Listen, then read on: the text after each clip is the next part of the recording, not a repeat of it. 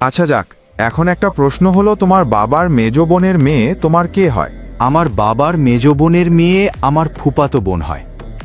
আচ্ছা, তুমি সকালে কি দিয়ে খেয়েছো? স্যার, আমি সকালে রুটি খাইছি। আচ্ছা বলো তো, রবীন্দ্রনাথ ঠাকুরের শুভা গল্পটি কোথা থেকে সংকলিত হয়েছে? স্যার, শুভা গল্পটি রবীন্দ্রনাথ ঠাকুরের বিখ্যাত গল্পগুচ্ছ থেকে সংকলিত হয়েছে।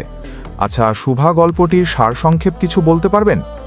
বাক প্রতিবন্ধী কিশোরী শুভার প্রতি লেখকের হৃদয় নিংড়ানো ভালোবাসা ও মমত্ববোধে গল্পটি অমর হয়ে আছে। শুভা কথা বলতে পারে না। মা মনে করেন এ তার নিয়তির দোষ, কিন্তু বাবা তাকে ভালোবাসে। আর কেউ তার সঙ্গে মেশে না, খেলে না, কিন্তু তার বিশাল একটি আশ্রয়ের জগৎ আছে। যারা কথা বলতে পারে না, সেই পোষা প্রাণীদের কাছে সে মুখর, তাদের সে খুবই কাছের জন। আর বিপুল নির্বাক প্রকৃতির কাছে সে পায় মুক্তির আনন্দ।